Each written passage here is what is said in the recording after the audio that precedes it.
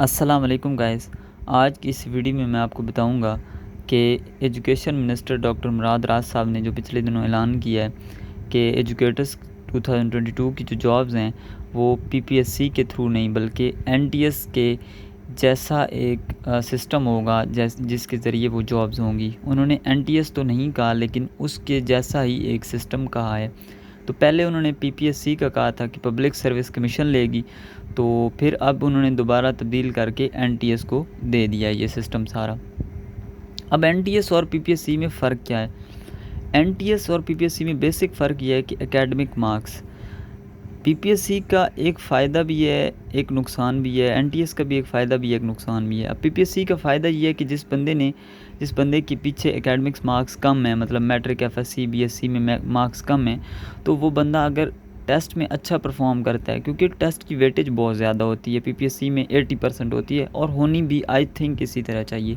80% उसकी वेटेज है, तो इससे मुराद हुआ कि पीपीएससी में अगर आप अच्छे मार्क्स लेते हैं टेस्ट में तो आपके एकेडमिक्स मार्क्स बेशक कम भी हों, इतने कम भी ना हो, मतलब कम भी हों, तो आप मेरिट में आ सकते हैं। एनटीएस में अगर आपके एकेडमिक मार्क्स कम हैं तो आपके बहुत कम चांसेस होंगे कि आप उसके अंदर क्वालिफाई करें।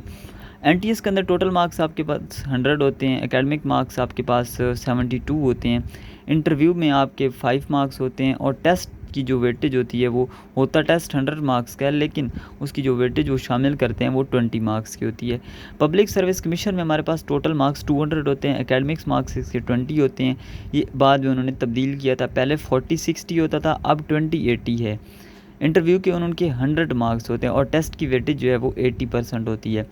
तो इस तरह ये कंपैरिजन है पीपीएससी और एनटीएस का।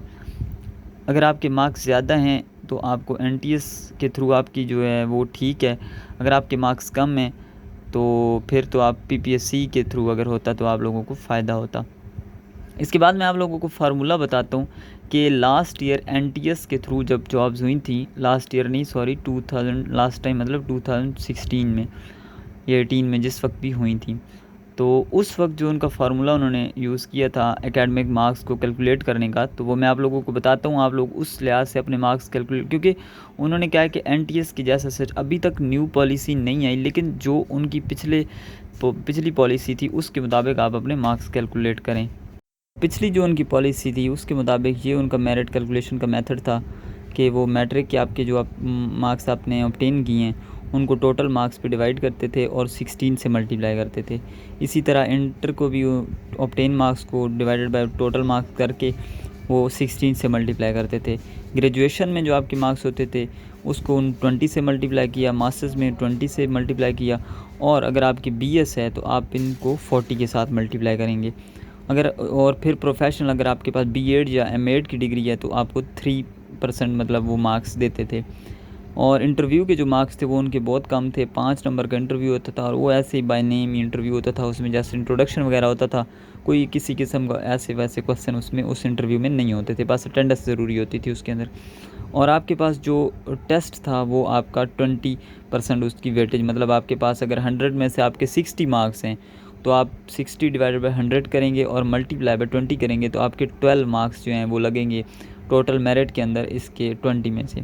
तो फिर इन सब को जब ऐड किया तो ये तकरीबन 65, ये जो इन्होंने फार्मूले के तौर पे बनाया हुआ है कि किसी बंदे के मार्क्स कैलकुलेट किए हुए हैं, तो ये बन रहे हैं 65.92। तो इस कैलकुलेशन के मुताबिक वो लास्ट टाइम जो हुई थी भर्तियाँ वो इस कैलकुलेशन के मुताबिक हुई थी। अभी जो पॉलिसी चेंज है, अगर ऐसा करते हैं कि वो एकेडमिक मार्क्स को कम कर देते हैं, 50% भी कर दें, तो हर इंसान को फ़ायदा होगा। जिनके पहले मार्क्स कम हैं वो भी अगर टेस्ट में अच्छा परफॉर्म करें तो हो सकता है कि वो क्लियर कर जाएं, लेकिन जिनके एकेडमिक्स मार्क्स बहुत ही कम हैं तो उनके लिए तो बहुत ही नुकसानदेह है ये वाला सिस्टम। उनके लिए पीपीएससी का सिस्टम अच्छा है।